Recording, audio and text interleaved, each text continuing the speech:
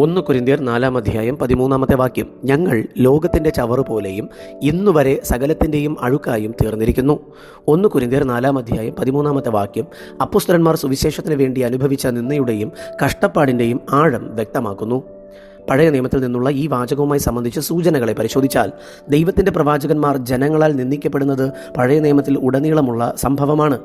വിലാപങ്ങളുടെ പുസ്തകം 3:45 നീ ഞങ്ങളെ ജനങ്ങളുടെ ഇടയിൽ അഴുക്കും ചവറുമാക്കി വെച്ചു എന്ന് കാണുന്നു. യെരുശലേമിന്റെ തകർച്ചയിൽ യിരെമ്യാ പ്രവാചകൻ ദൈവജനത്തിന്റെ അവസ്ഥയെ ഇങ്ങനെയാണ് വിശേഷിപ്പിച്ചത്.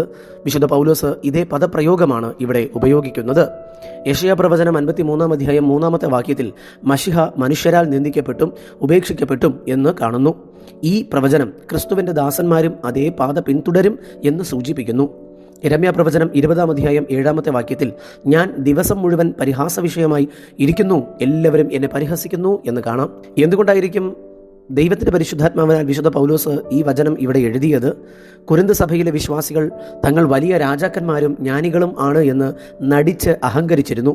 എന്നാൽ സഭയുടെ അടിത്തറയായ അപ്പോസ്തലന്മാർ ലോകത്തിൻ്റെ കണ്ണിൽ ഏറ്റവും തരം താണവരായാണ് പരിഗണിക്കപ്പെടുന്നത് എന്ന് പൗലോസ് അവരെ ഓർമ്മിപ്പിക്കുന്നു. സഭയിൽ ഉയർച്ചയും ആഡംബരവും ആഗ്രഹിക്കുന്ന കൊരിന്ത്യരെ ലജ്ജിപ്പിക്കാനും യഥാർത്ഥ ശിഷ്യത്വം എന്നത് ക്രൂശിൻ്റെ വഴിയാണ് എന്ന് ബോധ്യപ്പെടുത്താനുമാണ് വിശുദ്ധ പൗലോസ് ഈ കഠിനമായ വാക്കുകൾ ഇവിടെ ഉപയോഗിച്ചിരിക്കുന്നത്. ഈ വാക്യത്തിൽ നിന്നും നാം മനസ്സിലാക്കേണ്ട ചില സത്യങ്ങൾ ഇവയൊക്കെയാണ്.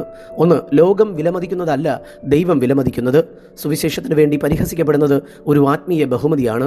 2. നിന്ദിക്കുമ്പോൾ അനുഗ്രഹിക്കുകയും ഉപദ്രവിക്കുമ്പോൾ സഹിക്കുകയും ചെയ്യുന്നതാണ് അപ്പോസ്തലിക സ്വഭാവം. 3. സഭയിലെ സ്ഥാനമാനങ്ങളിൽ അഹങ്കരിക്കാതെ ക്രിസ്തുവിന് വേണ്ടി ചവറായി തീരാൻ പോലും തയ്യാറാകുക എന്നതാണ് യഥാർത്ഥ ആത്മീയത. ചുരുക്കത്തിൽ സുവിശേഷ വേല എന്നത് ലൗകികമായ മഹിമയല്ല, മറിച്ച് ക്രിസ്തുവിനോടുള്ള സ്നേഹത്താൽ ലോകത്തിൻ്റെ നിന്ന ഏൽക്കാൻ തയ്യാറാകുന്ന സമർപ്പണമാണ്. ഈ സമർപ്പണത്തിലേക്ക് വന്ന എല്ലാ പ്രിയപ്പെട്ടവരോടും കൂടെ ദൈവത്തിൻ്റെ ആത്മാവ് ഇരിക്കുമാറാകട്ടെ. ഇന്ന് ഈ വചനത്താൽ ദൈവം നിങ്ങളെ സമൃദ്ധമായി അനുഗ്രഹിക്കുമാറാകട്ടെ. ആമേൻ.